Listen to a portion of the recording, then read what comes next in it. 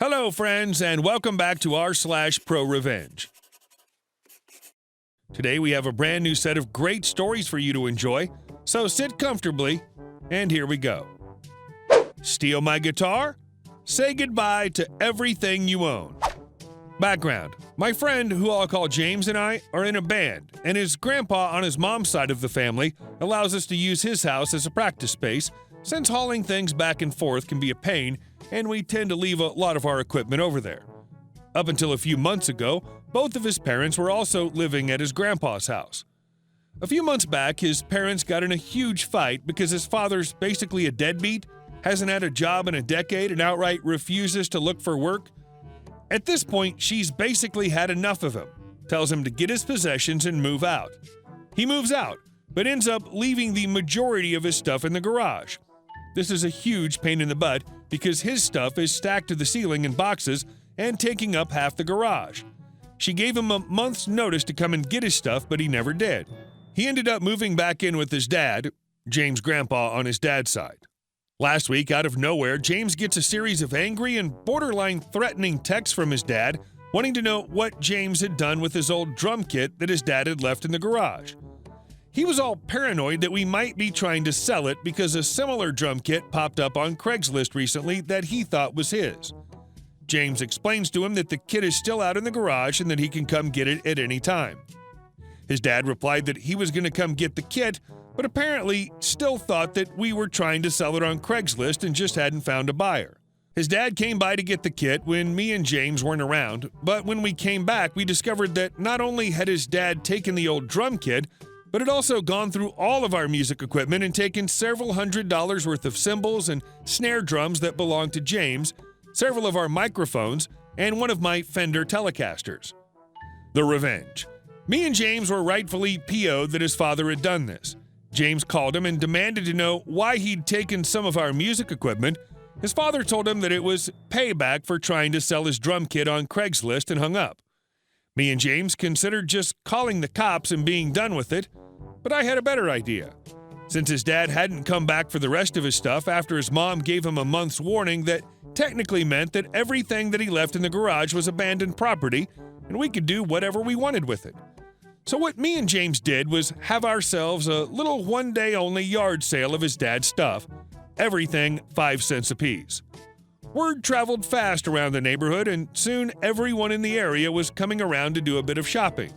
We sold tools, video games, TVs, clothes, you name it. At the end of the day, we made about $20 and change. Everything that was left we donated to Goodwill, with the exception of his clothes. We burned those in a fire pit. With virtually everything his dad owned sold, donated, or burned, the only thing left to do was go get our stuff back. At around 8 a.m., after we rolled over to James's other grandpa's house, the one on his dad's side, and knocked on the door, his dad was still sleeping, but James' grandpa opened the door. He invited us in, and we gave him the rundown of everything that had happened. James' grandpa was PO'd. He woke James' dad up and absolutely laid into him verbally. After he was done yelling at him, he forced him to give us all our music equipment back and to apologize. Right before we left, I handed James' dad a jar full of nickels and told him what we'd done with all his stuff. If looks could kill, I'd be dead now. But he just told me to F off and went back inside. And our next story. This is America. We speak English here. This story begins when I was a freshman in high school. After school on most weekdays, I'd walk to my uncle's house to babysit my little cousin. My cousin was about 2 or 3 years old at the time and liked to go to the public park that was directly in front of my uncle's house. It was a simple park, about the size of a football field, with a playground in one corner and the rest being all grass. One particular day, my cousin is begging me to go to the park, so I take him. For a while, we were the only ones there. My cousin was too scared to go down the slide from the top by himself, so I was picking him up and letting him slide from about halfway down. He was having a great time and laughing. Soon a lady comes up with her daughter and they start playing on the swing set. Well, the lady was sitting on the bench and her daughter was trying to play on the swing set. Now here's an important part of the story. When I speak with my little cousin, I speak in our native language. He can understand English, but I'm just so used to speaking my native language with my family that it just happens naturally. So I'm speaking to my cousin, trying to encourage him to go up to the top of the slide, and he's on his way up, psyching himself up. Then I hear the lady yell out, "Hey, you need to speak English when you're around me." Huh? I'm just telling him to... And she cut me off. "This is America. We speak English here." I'm just trying to play with my cousin. He doesn't speak English too well. I lied. He understood English. "I don't care. You speak English when you're around me and my daughter." So I'm PO'd. I'm Indian, but look very Arab. I'm just here with a child, and he was visibly having an awesome time playing at the playground. There was no reason for this lady to impose her BS on me, so I decide, F it. If she wants me to speak English, here, have it. Me to my cousin. "Hey, let's ignore the B and continue to speak in my native language to tell him to slide down." "What did you just call me?" "Oh, I called you a B because that's what you're being." "OMG, I'm calling my husband. He's gonna kick your butt." At this point, I feel the need to try and get out of there, so I start telling my cousin, let's go. While I'm trying to leave, she keeps yelling and screaming at me about how her husband is on his way and he's gonna kick my butt, blah, blah, blah. Even says she's gonna call the cops, and whose kid am I with? Anyway, I leave and get home. I was paranoid for a few weeks after the incident, thinking the cops are gonna want to talk to me or something. I avoided the park for a while. I told my uncle what happened, and he agreed that I should avoid the park for a while too. So let me get to the revenge part of the story. Now we're in the present. It's been over 10 years. I've graduated high school and got a job at this plant. The thing about this plant is that it's one of the few places in my city that pays well over minimum wage. A lot of the people in my city try super hard to get into this plant, but few do. Most people end up moving out of my city or commuting over an hour where all the good jobs are at. Another important note, and I'm not trying to brag or anything, but through a series of promotions I got due to actually having computer skills and being at the right place at the right time, when certain people retired, I ended up becoming the number 2 at the plant. I have a really good plant manager who has a lot of faith in me, and he's took me under his wing. So one of my job responsibilities is hiring people and making sure they get trained properly. A couple weeks ago, we had to let go of one of our office ladies because reasons. So I called up the placement agency I use and let them know I needed an office administrator type person on Monday. Monday comes around, and guess who shows up? Yep, you guessed it. It's the racist lady from the park. She, for whatever reason, doesn't recognize me, but be assured, I recognize that racist bee. Her face is ingrained into my brain. I go through the typical introductions and pass her off to HR for a bit to make sure she fills out some paperwork. After all that, I give her a tour of the plant and let her know which areas she's allowed to go and which areas she's not, etc. I pass her off to the ladies in the office and let them start training her.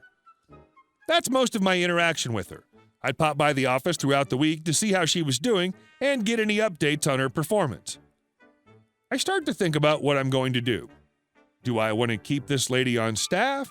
Is it even worth taking any revenge? If yes, what should I do? I finally made my decision on Thursday. See, through my conversations with her, I found out she's been wanting to get into this plant for a long time. This was like a dream job for her.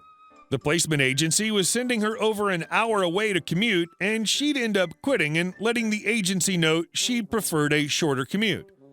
I decided I'm going to lead her on and make it seem like she's going to be staying with the company, then let her go unexpectedly. So on Thursday, I set up an appointment with her to finish up some training. I just had a PowerPoint presentation I went over with new employees. In the training, I get to talk to her a little more and ask her if she'd been living in the city for a while. She says yes, and I ask her what part. She mentions she lives near the park near my uncle's house. I let her know, "Oh, I used to go to that park all the time. I used to take my little cousin. But I stopped because I ran into this racist lady one day who threatened to have her husband beat me up because she wanted me to speak English." Her face changed. It's a weird thing that I noticed. Her face went from kinda happy to straight scared. I think she finally remembered me. I concluded the training and didn't say anything else. Friday came and she showed up to work. When she went to lunch, I called the placement agency and told them to call her and let her know not to show up after lunch. We won't be needing her anymore. I could do this because she wasn't an actual employee. We just had a contract through the agency and didn't need any valid reason to let her go. There was also just something very satisfying about firing someone while they were at lunch. So that's the story so far. I'm sure the office ladies aren't too happy with me because they're going to have to retrain a new person starting Monday, but it'll be okay. And our last short story for you. Sign here. Relayed to me by a friend on Facebook. In Toronto, there's a highway called the 401. It's the busiest highway in North America with a posted limit of 100 kilometers an hour. Unless the highway is overloaded, nobody travels the speed limit and everyone is up around 120 kilometers an hour. A guy gets pulled over for doing 119 kilometers an hour, and the cop, like he's doing the guy a favor, writes him a ticket for 114 kilometers an hour so he doesn't get demerits on his license. The fine is something like $50, which isn't the point. We have private auto insurance in Ontario, and this is a moving violation, which means that the guy's insurance is going to increase. The guy is annoyed, to say the least. He was traveling with the flow of traffic, and now he's getting a ticket. The cop hands him the ticket and says, "Sign here." The guy signs, then asks, "Where are you going?" The cop replies, "I'm going back to my car." "Not yet, you aren't. I signed your ticket. Now you need to sign mine." "What are you talking about?" "I'm an inspector for the Ontario Ministry of Labour. When you exited your vehicle on the highway, you weren't wearing your mandated PPE, specifically your orange reflective vest. The fine for this violation is $2,000. Sign here."